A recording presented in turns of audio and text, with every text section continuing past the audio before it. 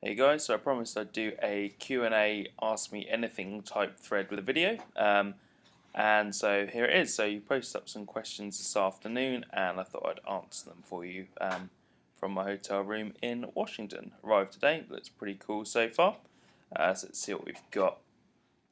First one from Gems PT Sweet Trainer was a few pointers of a peak week, run up to a competition would be good to hear.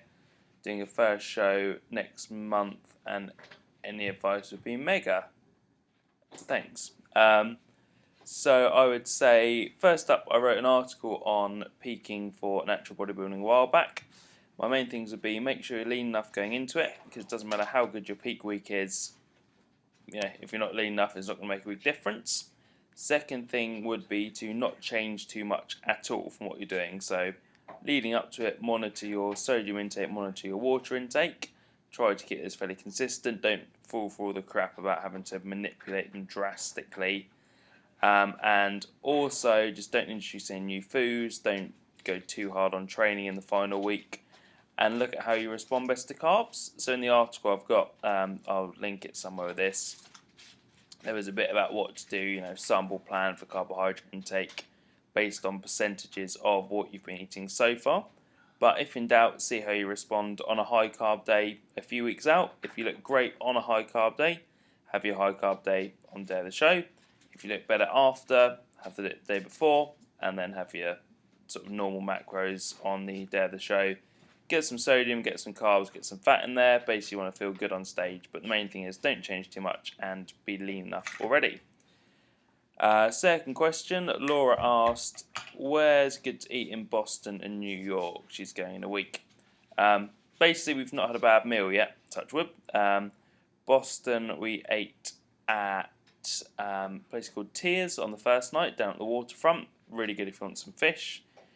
We also ate at a place called Fajitas and Ritas, which was surprisingly Mexican stuff. I had fajitas that were really good, very cheap as well, and huge portions.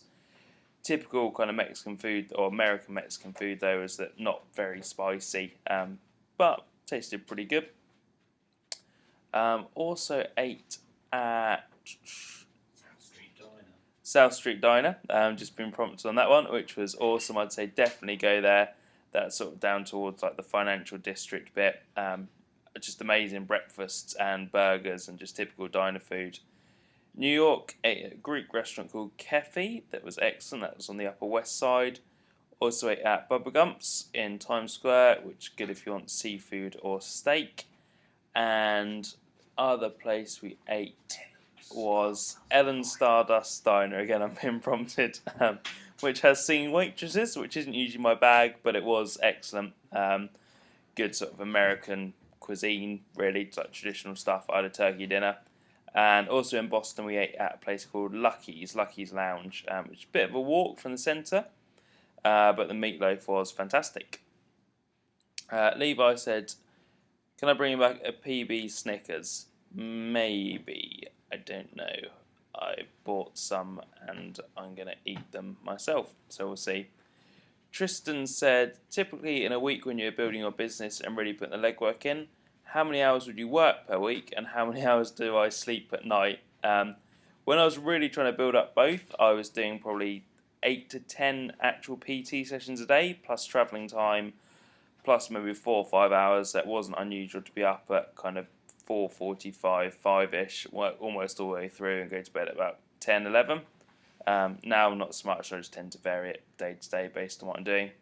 Typically I still get up about 5:30, 6 and probably finish up social media and emails at about 10 maybe. But I do take some downtime in the day, and if I want a day off, I have most of a day off. Video's coming up on 5 minutes, so I'm probably going to wrap it up and then do, because we've still got like 8 questions, so I'm going to do it as 2 parts, do that on tomorrow. If we go for 2 more now, Jake says, been throwing around getting some proper lifting shoes. I've seen the Adidas Powerlift 2 trainers be highly recommended. Are they worth the money? Definitely. I've got a pair, they're brilliant. I actually prefer them to my Ironworks, which I got about 5 years ago, but they're supposed like a higher end shoe. they're about £95. They served me really well. I competed in them, trained them for ages. But switching over to the power lifts that I think are about £70 RRP, if Adidas were doing a discount at 55 quid, I believe, for a while if you signed up to their newsletter. And actually, I probably prefer them, so I'd say go for it. They're a really good shoe and can use them for everything. Wouldn't deadlift in them, wouldn't do cardio stuff in them, but other than that, I wear them all the time. All the time in the gym. I don't go out in them. And Eric says, I can't squat because of a knee issue, so I do leg presses. I load the machine up and challenge myself, but I'm never sore. Why is that? Main thing I'd say is like soreness isn't really an indicator of anything. It's an indicator that there's been muscle breakdown. But that's not to say that if you're not sore, it's not been a productive workout, or even that if you are sore, it has been productive.